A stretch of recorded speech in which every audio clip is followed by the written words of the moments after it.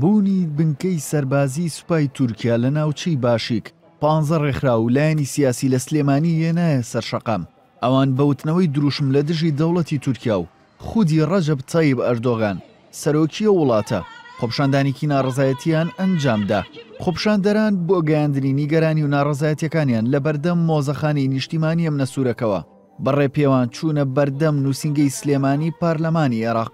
بێگومانەوەی کە دەزانین دەوڵەتی تورکی فاشیست ئەمڕۆکە لەشکرکێشی کردووە و ماوەیەکی زۆر لەشکری خۆی لەسەر خاکی کوردستان بەجێ کردووە بۆ داگیرکردنی کوردستان. ئەمڕۆکە بە ئاشکرا ئەو داگیرکاری ئەوە بینێ کە لە هەموو ڕۆکانەوە لە ئابووریەوە لە سەربازیەوە لە سیاسیەوە لە هەموو ڕێکەوە هەوڵی داوە باشووری کوردستان کۆنتترۆل کاوبی خاتە ژێر دەستی خۆی. لە بەردەم نووسینگەی سلێمانی پەرلەمانی عێراق 15 ڕێکخرا و لایەنە سیاسیەکە ئەو یاداشتە حەوت خاڵیان خوێندەوە کە ئاڕاستی پەرلەمانتارانیان کرد تاوەکو ئەوانیش بیگەێنە سەرۆکایەتی پەرلەمانی عێراق و ببنە بەشێک لەو فشارانەی لەلایەن حکوومەتی عێراقەوە دەخرێتە سەر لایەنی تورکی بۆ کشانەوەی هێزەکەی. ماوەی زیاتر لە ساڵێکە سوپای تورکیا سنووری هەرێمی کوردستان و عێراقی بەزاندووە. سوپایەکی زەبەلاحەی جێگر کردووە بە تایبەتی لە باشیقا. ئەمەش بۆ خۆی بە پێچەوانەوەی سەروەری خاکی عێراق و هەرێمی کوردستانە. لە دەرەوەی هەمووی یاسا و نێودەوڵەتەکاندا بە بیانووی بەشداری لە ئۆپراسیۆنی و ڕزگارکردنی مووسڵ داگیرکاری نوێ لە ناوچەکەدا بەڕێوە دەبن.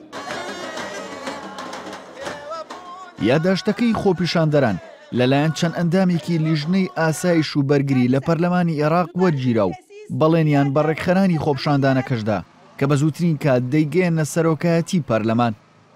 چوەکو پەرلەمانتارانی نووسینگەی سلێمانی بە هەموو لایەنە سیاسیەکانەوە و چوەکو ئەندامی لیژنەی ئاسایش و بەرگری یاداشتەکەتان ئەگەێنین بە سەرۆکایەتی پەرلەمان، ئەیگەێنین بە لیژنە تایبەتمەندەکانی پەرلەمانی عێراق.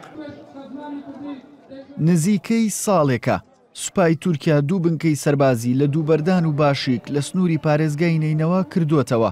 ئەوەش نیگەرانی بەشێک لە وڵاتیانی هەرێمی لێکەوتوتەوە و حکوومەتی عێراقیش داوای لەلایەنە نێودەوڵەتیەکان کردووە فشار بخەنە سەر ئەنقەرە بۆ کشانەوەی هێزەکەی. بژاردە بە غێنارتی سلێمانی.